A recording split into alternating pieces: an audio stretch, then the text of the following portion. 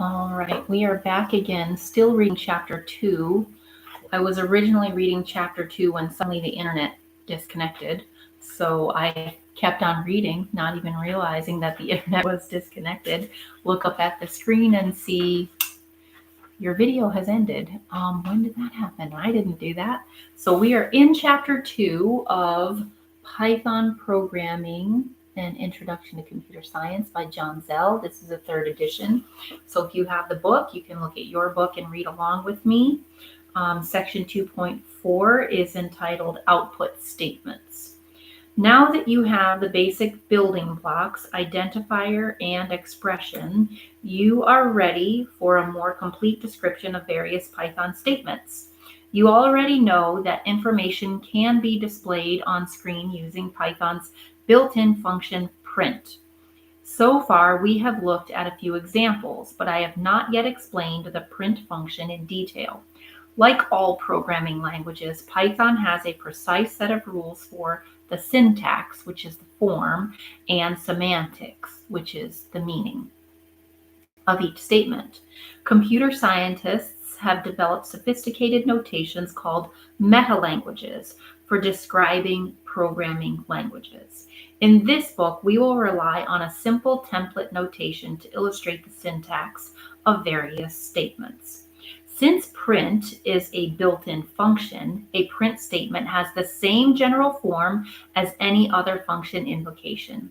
We type the function name print followed by parameters listed in parentheses. Here is how the print statement looks using our template notation.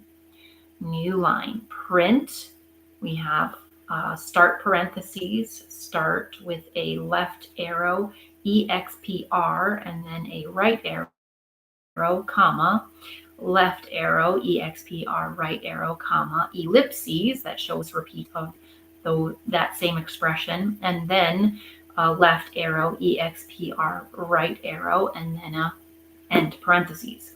Next line, print, open parentheses, close parentheses. These two templates show two forms of the print statement. The first indicates that a print statement can consist of the function name print, followed by a parenthesized sequence of expressions, which are separated by commas. The angle bracket notation, the left arrow, right arrow inside parentheses, in the template is used to indicate quote unquote slots that are filled in by other fragments of Python code. The name inside the brackets indicates what is missing. EXPR stands for an expression. The ellipses denotes an indefinite series of expressions in this case. You don't actually type the dots. Yeah, those are just for example. The second version of the statement shows that it's also legal to have a print without any expressions to print. As far as semantics is concerned, a print statement displays information in textual form.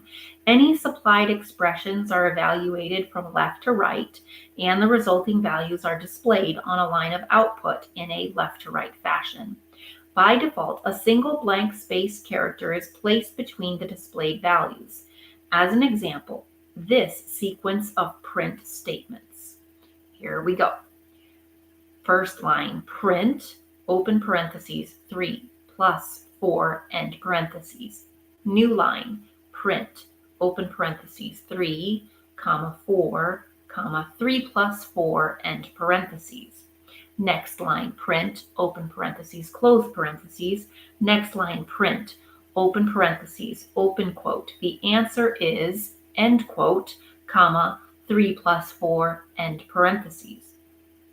Produces this output. New line, 7, new line, 3, 4, 7. So the answer, then the next line, the answer is 7. All right. The last statement illustrates how string literal expressions are often used in print statements as a convenient way of labeling output. Notice that successive print statements normally display on separate lines of the screen.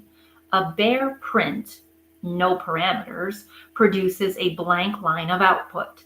Underneath, what's really happening is that the print function automatically appends some ending text after all of the supplied expressions are printed.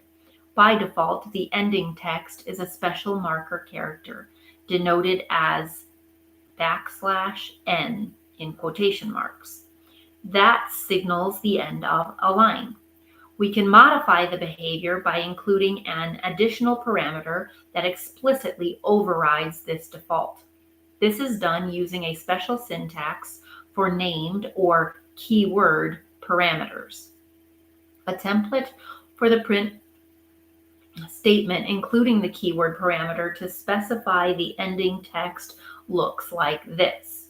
Print, open parentheses, left arrow, expr, right arrow, comma, left arrow, expr, right arrow, comma, ellipses, left arrow, expr, right arrow, comma, end equals quote, \n quote, end quote, and end parentheses. The keyword for the named parameter is end, and it is given a value using equals notation, similar to variable assignment. Notice in the template I have shown its default value and the end of line character. Its default value, the end of line character. Trying to understand that in my own brain. Sorry.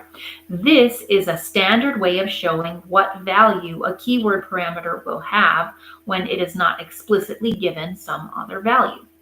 One common use of the end parameter in print statements is to allow multiple prints to build up a single line of output. For example, new line, print, open parentheses, open quote. The answer is end quote, comma, end equals open quote, space, close quote, close parentheses. New line, print, open parentheses, 3 space plus space 4, end parentheses. It produces one single line of output. The answer is 7. Notice how the output from the first print statement ends with a space.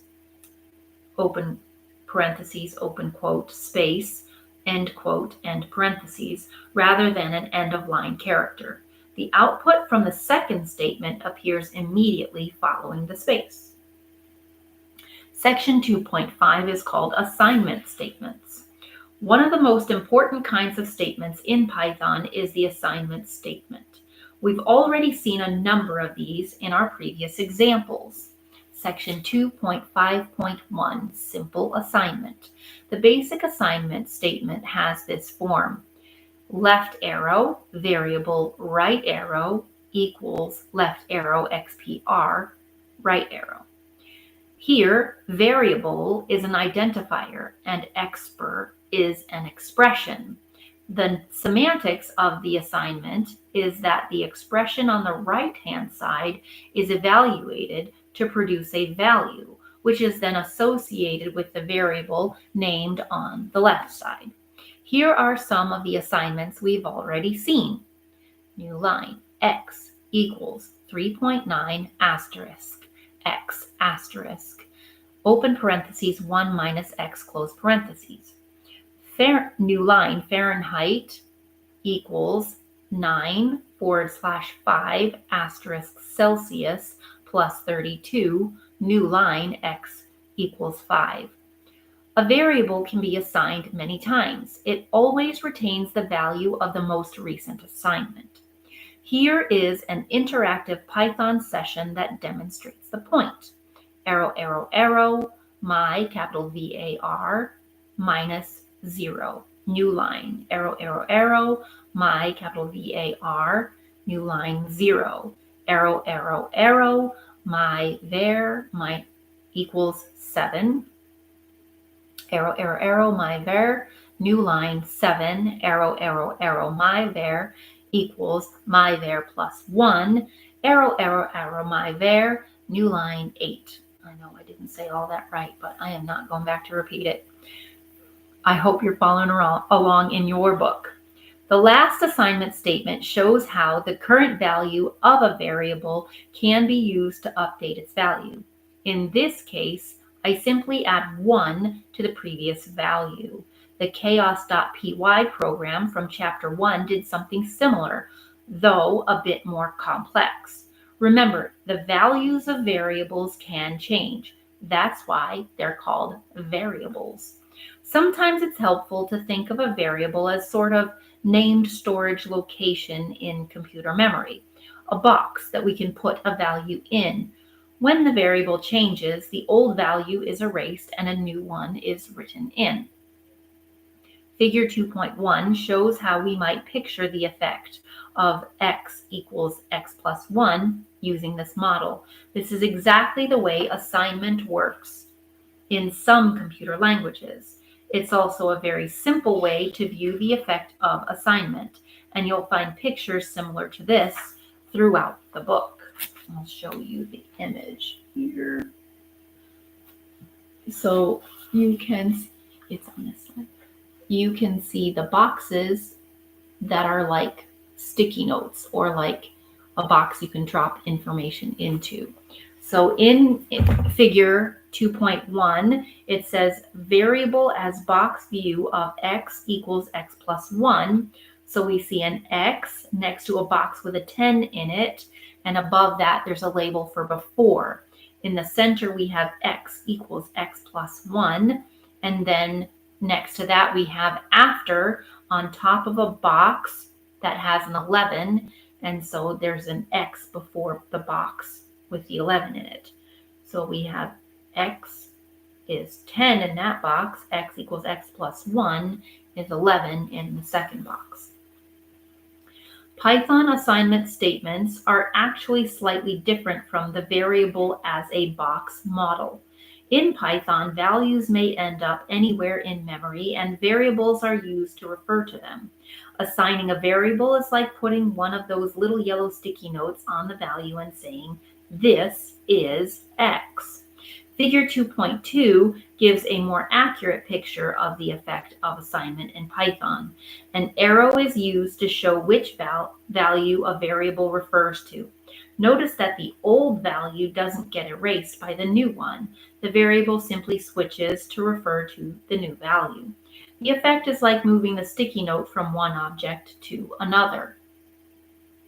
This is the way assignment actually works in Python.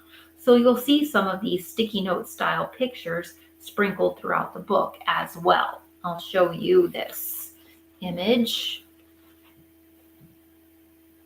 So right there, you see this.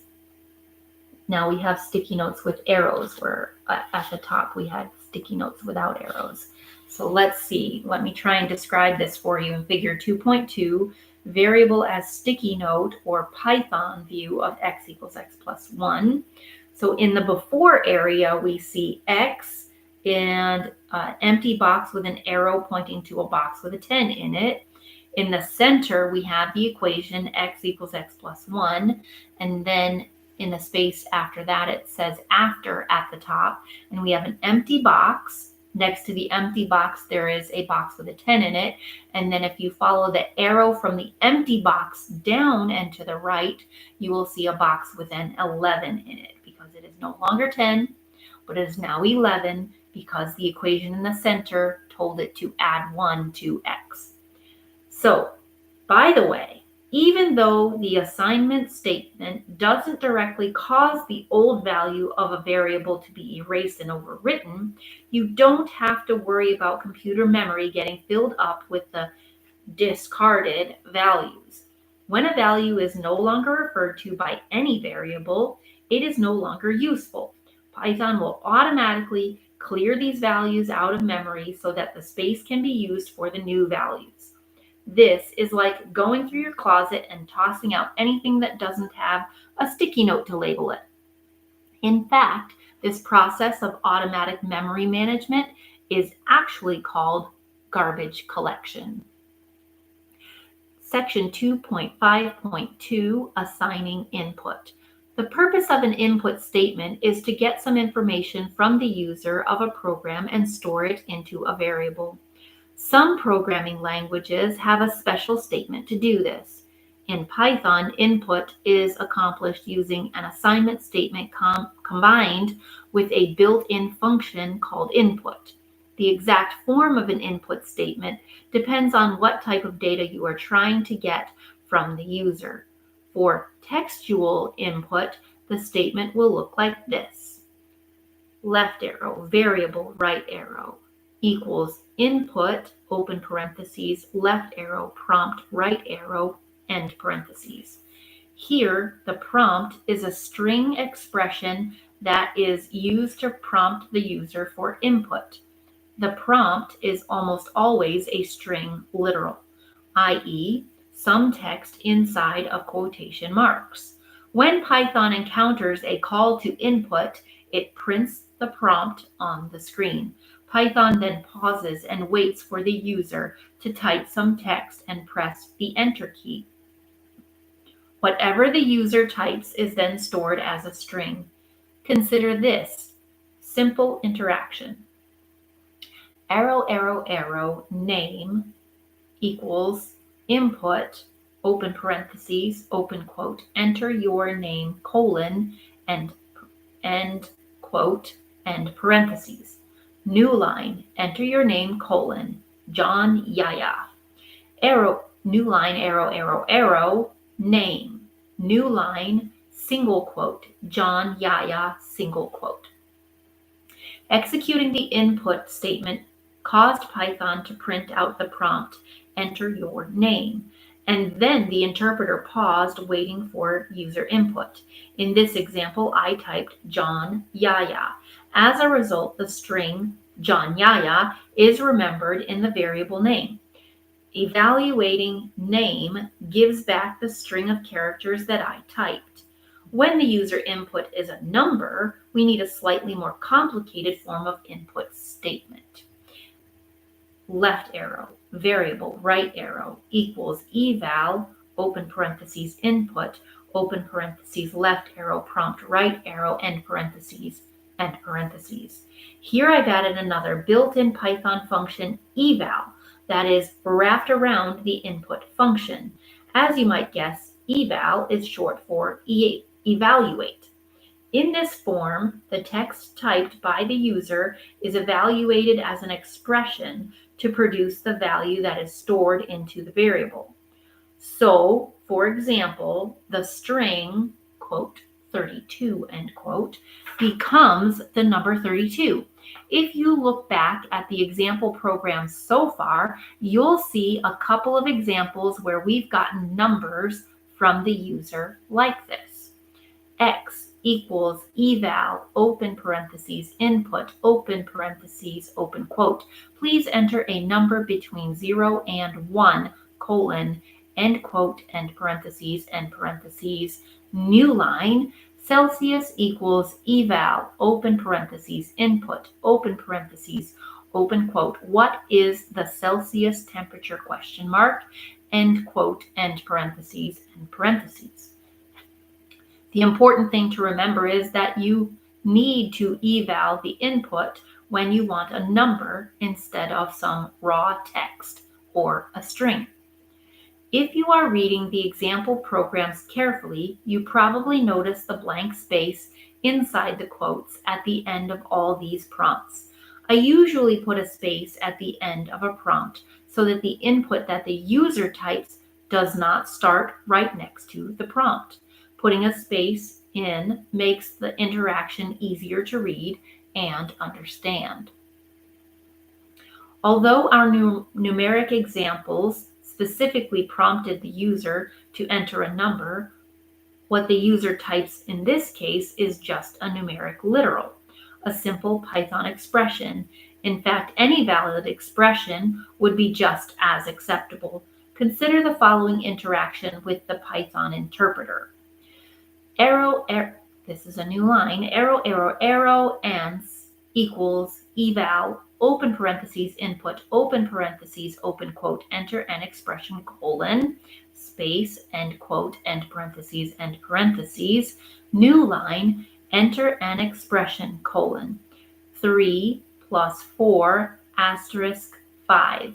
new line, arrow, arrow, arrow, print, and then ants in parentheses, new line, 23, new line, arrow, arrow, arrow.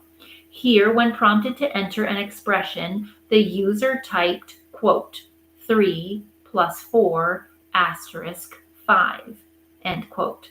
Python evaluated this expression via eval and assigned the value to the variable ants. When printed, we see that ants got the value 23 as expected. In a sense, the input-eval combination is like a delayed expression. The example interaction produced exactly the same result as if we had simply written ants equals 3 plus 4 asterisk 5. The difference is that the expression was supplied by the user at the time the statement was executed, instead of being typed by the programmer when the program was written. Beware, the eval function is very powerful and also potentially dangerous. As this example illustrates, when we evaluate user input, we are essentially allowing the user to enter a portion of our program. Python will dutifully evaluate whatever they type. Someone who knows Python could exploit this ability to enter malicious instructions. For example, the user could type an expression that captures private information or deletes files on the computer. In computer security, this is called a code injection attack because an attacker is injecting malicious code into the running program. As a beginning programmer, writing programs for your own personal use, computer security is not much of an issue. If you are sitting at the computer running a Python program, then you probably have full access to the system and can find much easier ways to, say, delete all your files. However, when the input to a program is coming from untrusted sources, say from users on the internet, the use of eval could be disastrous. Fortunately, you will see some safer alternatives in the next chapter. Section 2.5.3, simultaneous assignment. There is an alternative form of the assignment statement that allows us to calculate several values all at the same time. It looks like this. New line, left arrow, var1, right arrow, comma, left arrow, var2, right arrow, comma, ellipses, comma, left arrow, var_n, right arrow, equals left arrow, expr1, right arrow, comma, left arrow, expr2, right arrow, comma, ellipses, comma, left arrow, expr_n, right arrow. This is called simultaneous assignment. Semantically, this tells Python to evaluate all the expressions on the right-hand side and then assign these values to the corresponding variables named on the left-hand side. Here is an example. Sum, comma, diff equals x plus y, comma, x minus y. Here, sum would get the sum of x and y, and diff would get the difference. This form of assignment seems strange at first, but it can prove remarkably useful. Here's an example. Suppose you have two variables, x and y, and you want to swap the values. That is, you want the value currently stored in x to be in y, and the value that is currently in y to be stored in x. At first, you might think this could be done with two simple assignments, x equals y equals x. This doesn't work. We can trace the execution of these statements step by step to see why. Suppose x and y start with the values 2 and 4. Let's examine the logic of the program to see how the variables change. The following sequence uses comments to describe what happens to the variables as these two statements are executed. #, variables, x, y, new line, #, initial values, 2 under x and 4 under y. New line, X equals Y. New line, pound sign, now, 4 space 4, new line, Y equals Y equals X, new line, pound sign, final, 4, 4. See how the first statement clobbers the original value of X by assigning to it the value of Y? When we then assign X to Y in the second step, we just end up with 2 copies of the original Y value. One way to make the swap work is to introduce an additional variable that temporarily remembers the original value of X. Temp equals X. X equals Y. Y equals temp. Let's walk through this sequence and see how it works. New line. Pound sign, variables, X, Y, temp, new line, pound sign, initial values, 2 under X, 4 under Y, no value yet. Next line, temp equals X, new line, pound sign, 2 under X, 4 under Y, 2 under temp.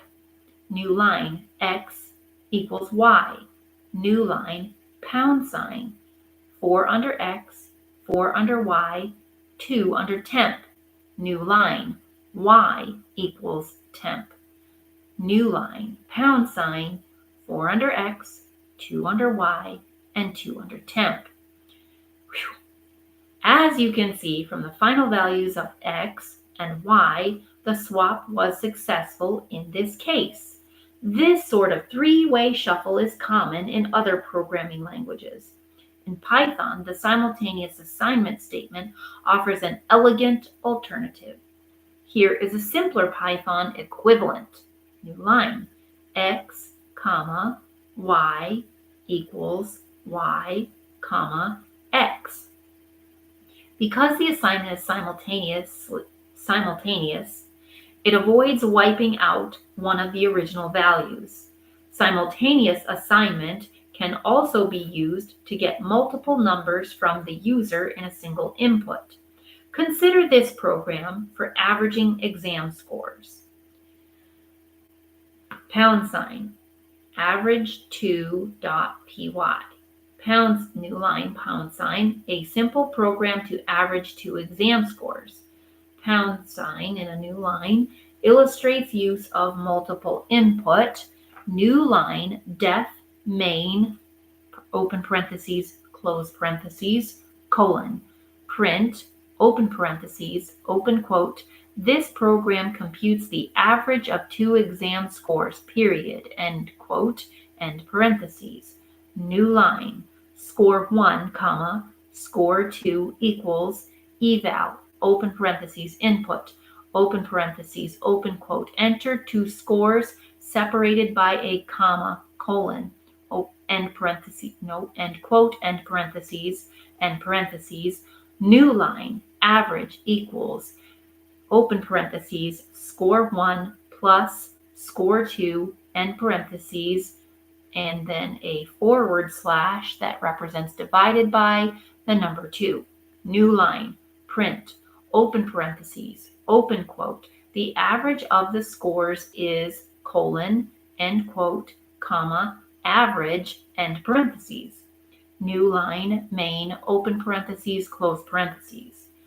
The program prompts for 2 scores separated by a comma. Suppose the user types 86, comma, 92. The effect of the input statement is then the same as if we had done this assignment. Score 1, comma, score 2 equals 86, comma, 92. We have gotten a value for each of the variables in one fell swoop. This example used just 2 values, but it could be generalized to any number of inputs.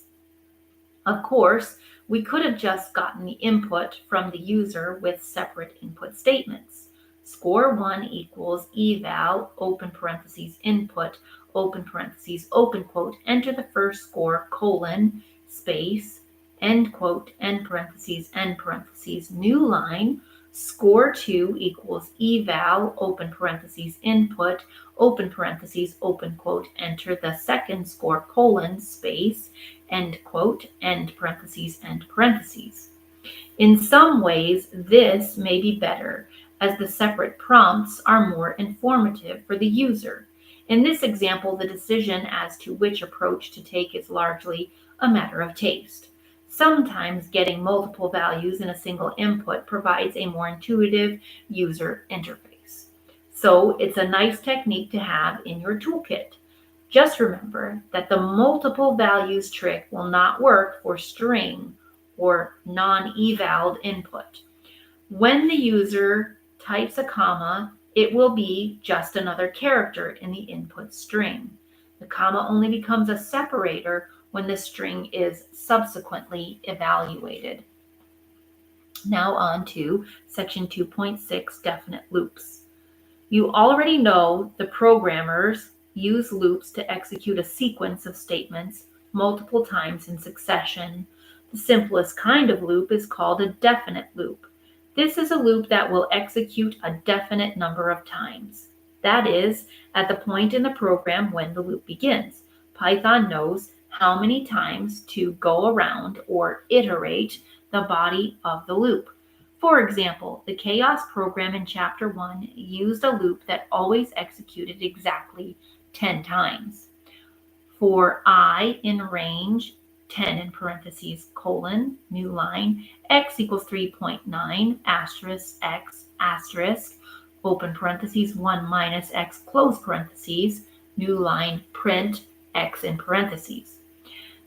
This particular loop pattern is called a counted loop, and it is built using a Python for statement, a for statement. Before considering this example in detail, let's take a look at what for loops are all about. A Python for loop has this general form: for, left arrow, var, right arrow, in, left arrow, sequence, right arrow, colon, new line, left arrow, body, right arrow.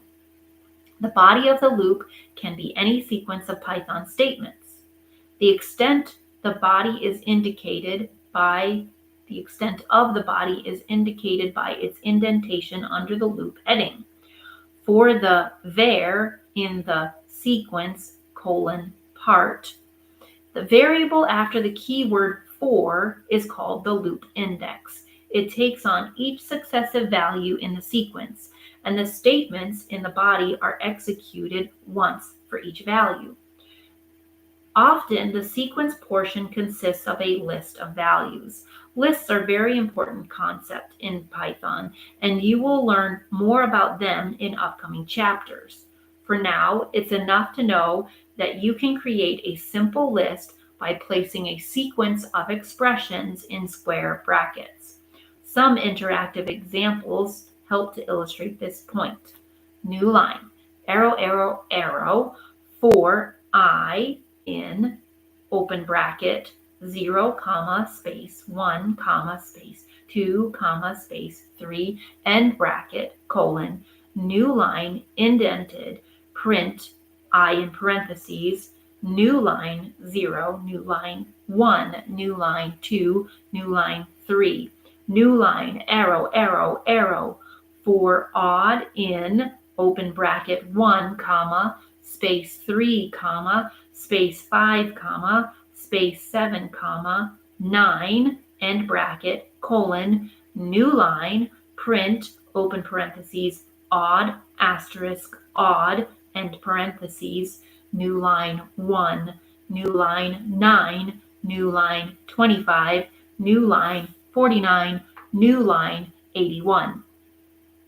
Can you see what is happening in these two examples? The body of the loop is executed using each successive value in the list. The length of the list determines the number of times the loop executes. In the first example, The list contains the 4 values, 0 through 3, and these successive values of I are simply printed. In the second example, odd takes on the values of the first 5 odd natural numbers, and the body of the loop prints the squares of these numbers. Now let's go back to the example that began this section, the one from chaos.py. Look again at the loop heading for I in range 10 in parentheses. Comparing this to the template for the for loop shows that the last portion, range 10, must be some kind of sequence. It turns out that range is a built-in Python function for generating a sequence of numbers, quote unquote, on the fly. You can think of a range as sort of implicit description of a sequence of numbers. To get a handle on what range actually does, we can ask Python to turn a range into a plain old list using another built-in function, list. Excuse me, I have a pop-up I need to close. There we go. All right, new line, arrow, arrow, arrow, list, open parentheses, range, open parentheses, 10, close parentheses, close parentheses. Then there's a space, pound sign, turns, range, open parentheses, 10, close parentheses, into an explicit list. New line, open bracket, 0, comma, space, 1, comma, space, 2, comma, space, 3, comma, space, 4, comma, space, 6, comma, space, 7, comma, space, 8, comma, space, 9, and bracket. Do you see what is happening here? The expression range 10 in parentheses produced the sequence of numbers 0 through 9. The loop using range 10 in parentheses is equivalent to 1 using a list of those numbers. For I, using the for command now, we have a new line, for I in open bracket, 0, comma, space, 1, comma, space, 2, comma, space, 3, comma, space, 4, comma, space, 5, comma, space, 6, comma, space, 7, comma, space, 8, comma, space, 9, end bracket, colon. In general, range, as in left arrow expression expr, right arrow in parentheses, will produce a sequence of numbers that starts with 0 and goes up to but does not include the value of expr. If you think about it, you will see that the value of the expression determines the number of items in the resulting sequence. In chaos.py, we did not even care what values the loop index variable used, since I was not referred to anywhere in the loop body. We just needed a sequence length of 10 to make the body execute 10 times. As I mentioned above, this pattern is called a counted loop, and it is a very common way to use definite loops. When you want to do something in your program a certain number of times, use a for loop with a suitable range. This is a recurring Python programming idiom that you need to memorize. For, variable inside of arrows, in range, parentheses, expr in the arrow inside arrows, end parentheses, colon. The value of the expression determines how many times the loop executes. The name of the index variable doesn't really matter much. Programmers often use J as the loop index variable for counted loops. Just be sure to use an identifier that you are not using for any other purpose. Otherwise, you might accidentally wipe out a value that you will need later. The interesting and useful thing about loops is the way that they alter the flow of control in a program. Usually, think of computers as executing a series of instructions in strict sequence. Introducing a loop causes Python to go back and do some statements over and over again. Statements like the for loop are called control structures because they control the execution of other parts of the program. Some programmers find it helpful to think of control structures in terms of pictures called flowcharts. A flow chart is a diagram that uses boxes to represent different parts of a program and arrows between the boxes to show the sequence of events when the program is running. Figure 2.3 depicts the semantics of the for loop as a flow chart. So we have a diamond on top that says more items in the sequence. And if it's a no, it skips to the bottom. But if it's a yes, it goes to the box marked var equals next item. And that box goes down to a box below that says body inside of the arrows. And then that loops back up to the top again, back to more items in sequence. So figure 2.3, the flow chart of a for loop, I will show it to you on screen right there. Here, this is the flow chart. Hopefully you have it in your book and you can see the representation of the flow chart for a for loop. If you are having trouble understanding the for loop, you might find it useful to study the flow chart. The diamond-shaped box in the flow chart represents a decision in the program. When Python gets to the loop heading, it checks to see if there are any items left in the sequence. If the answer is yes, the loop index variable is assigned the next item in the sequence, and then the loop body is executed. Once the body is complete, the program goes back to the loop heading and checks for another value in the sequence. The loop quits when there are no more items and the program moves on to the statements that come after the loop. Section 2.7. Example program, future value. Let's close the chapter with one more example of the programming process in action. We want to develop a program to determine the future value of an investment. We'll start with an analysis of the problem. You know that money deposited in a bank account earns interest, and this interest accumulates as the years pass. How much will an account be worth 10 years from now? Obviously, it depends on how much money we start with, the principal, and how much interest the account earns. Given the principal and the interest rate, a program should be able to calculate the value of the investment 10 years into the future. We continue by developing the exact specifications for the program. Remember, this is a description of what the program will do. What exactly should the inputs be?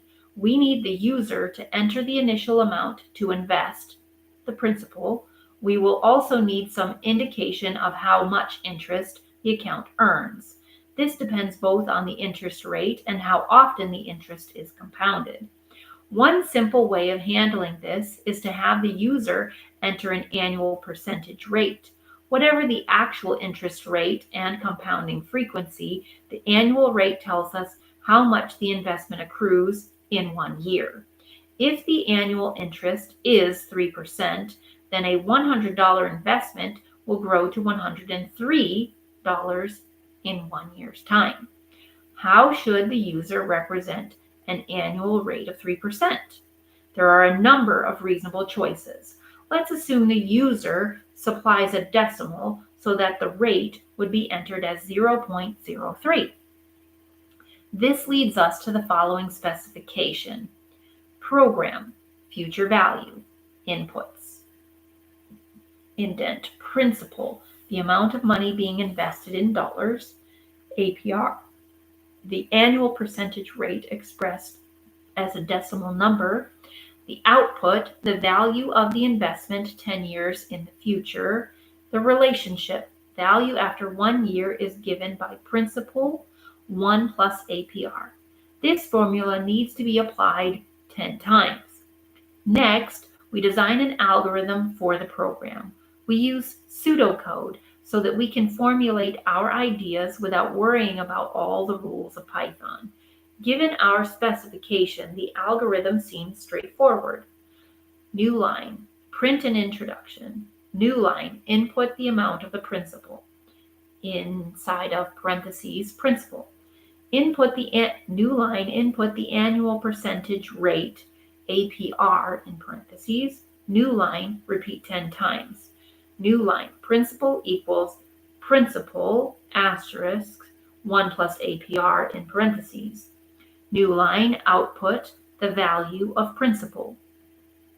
If you know a little bit about financial math or just some basic algebra, you probably realize that the loop in this design is not strictly necessary. There is a formula for calculating future value in a single step using an exponentiation. I have used a loop here both to illustrate another counted loop and also because this version will lend itself to some modifications that are discussed in the programming exercises at the end of the chapter. In any case, this design illustrates that sometimes an algorithmic approach to a calculation can make the mathematics easier. Knowing how to calculate the interest for just 1 year allows us to calculate any number of years into the future. Now that we've thought the problem all the way through in pseudocode, it's time to put our new Python knowledge to work and develop a program. Each line of the algorithm translates into a statement of Python. New line, print an introduction, open parentheses, print statement, comma, section 2.4, end parentheses. New line, print, open parentheses, open quote, this program calculates the future value, end quote, end parentheses. New line, print, open parentheses, quote, of a 10-year investment, end quote, end parentheses. New line, input the amount of principal, open parentheses, numeric input, comma, section 2.5.2, end parentheses. New line, principal equals eval, open parentheses, input, open parentheses, open quote, enter the initial principal, colon, space, end quote, end parentheses, end parentheses. New line, input the annual percentage rate, open parentheses, numeric input, common, comma, section 2.5.2, end parentheses. New line, APR equals eval, open parentheses, input, open parentheses, open quote, enter the annual interest rate, colon, space, end parentheses, no, end quote, end parentheses, end parentheses. New line, repeat 10 times. Counted loop, comma, section 2.6, in parentheses. New line, for I in range 10 in parentheses, colon. New line, calculate principal equals principal asterisk, open parentheses, 1 plus APR, close parentheses, open parentheses, simple assignment, comma, section 2.5.1, end parentheses. New line, principal equals principal asterisk, open parentheses, 1 plus APR, end parentheses. New line, output the value of the principal, open parentheses, print statement, comma, section 2.4, end parentheses. Print, new line, print, open parentheses, open quote, the value in 10 years is, colon, end quote, comma, principal, end parentheses. All of the statement types in this program have been discussed in detail in this chapter. If you have any questions, you should go back and review the relevant descriptions.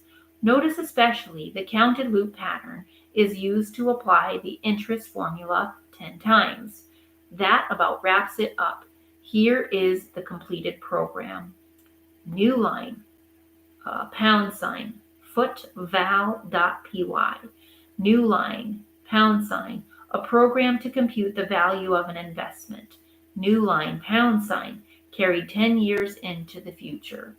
New line, def, main, open parentheses, close parentheses, colon, new line, print, open parentheses, open quote, this program calculates the future value, end quote, end parentheses. New line, print, open parentheses, open quote, of a 10-year investment, end quote, end parentheses. New line, principal equals eval, open parentheses, input, open parentheses, quote, enter the initial principal, colon, end quote, end parentheses, new line APR equals eval, open parentheses, input, open parentheses, open quote, enter the annual interest rate, colon, space, end quote, end parentheses, new line for I in range, 10 in parentheses, colon, new line, principal equals principal, asterisk, open parentheses, 1 plus APR, close parentheses, new line, print, open parentheses, open quote, the value in 10 years is, colon, end quote, comma, principal, end parentheses, new line, main, open parentheses, close parentheses. Notice that I have added a few blank lines to separate the input, processing, and output portions of the program. Strategically placed white space can help make your programs more readable. That's as far as I'm taking this example. I leave the testing and debugging as an exercise for you. All right, Section 2.8 is the chapter summary. This chapter has covered a lot of ground, laying out both the process that is used to develop programs and the details of Python that are necessary to implement simple programs. Here is a quick summary of some of the key points. 1. Writing programs requires a systematic approach to problem solving and involves the following steps. Step 1, problem analysis, studying the problem to be solved. Step 2, program specification, deciding exactly what the program will do. Step 3, design, writing an algorithm in pseudocode. Step 4, implementation, translating the design into a programming language. Step 5, testing and debugging, finding and fixing errors in the program. And step 6, maintenance, keeping the program up to date with evolving needs. Next, many simple programs follow the input process output IPO pattern. Input process output IPO. Next, programs are composed of statements that are built from identifiers and expressions. Next, identifiers are names. They begin with an underscore or letter, which can be followed by a combination of letter, digit, or underscore characters. Identifiers in Python are case sensitive. Next, expressions are the fragments of a program that produce data. An expression can be composed of the following components. Literals. A literal is a representation of a specific value. For example, 3 is a literal representing the number 3. Variables. A variable is an identifier that stores a value. Operators. Operators are used to combine expressions into more complex expressions. For example, in x plus 3 asterisk y, the operators plus and asterisk are used.